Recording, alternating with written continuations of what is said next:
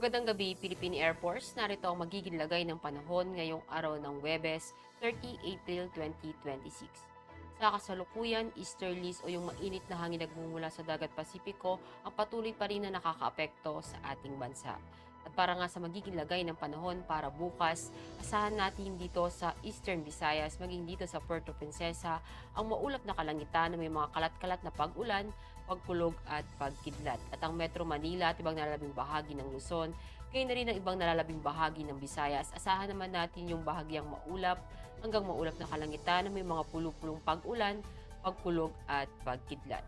At sa Mindanao naman, asahan natin ang malaking bahagi ng Mindanao, particular dito sa may Cagayan de Oro, sa may Davao, sa may Zamboanga, sa Sanga-Sanga, ang maulap na kalangitan na may mga kalat-kalat na pag-ulan, pagkulog at pagkidlat. At ibang nalalabing bahagi naman ng Mindanao ay asahan natin yung bahagyang maulap hanggang maulap na kalangitan na may mga pulupulong pag-ulan, pagkulog at pagkidlat.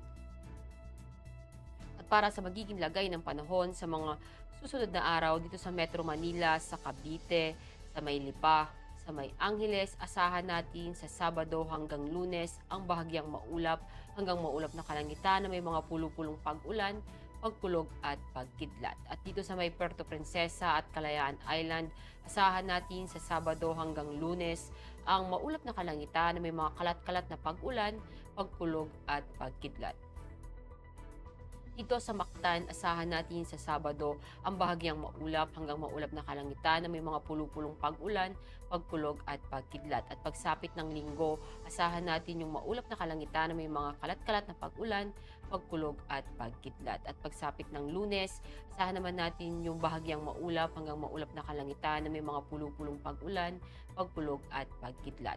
Sa Zamboanga, asahan natin sa Sabado hanggang Lunes ang maulap na kalangitan na may mga kalat-kalat na pag-ulan, pagkulog at pagkidlat. Dito sa Davao, asahan natin sa Sabado yung maulap na kalangitan na may mga kalat-kalat na pag-ulan, pagkulog at pagkidlat. At pagsapit ng Linggo at Lunes, asahan natin yung bahagyang maulap hanggang maulap na kalangitan na may mga pulupulong pag-ulan, pagkulog at pagkidlat.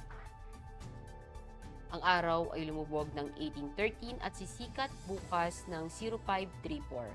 Para sa ating moon illumination, meron tayong 99% increasing. At para manatiling updated sa lagay at taya ng panahon, ipollow lamang ang Air Force Weather Center sa aming mga social media accounts. At yan lamang latest update natin sa weather sa ngalan ng aming commanding officer na si Colonel Alvin John Q. Gador, POP GSC. Ako si Staff Sergeant Ashley F. Dimakulangan, Philippine Air Force, weather broadcaster ng Air Force Weather Center. Muli, magandang gabi, Philippine Air Force.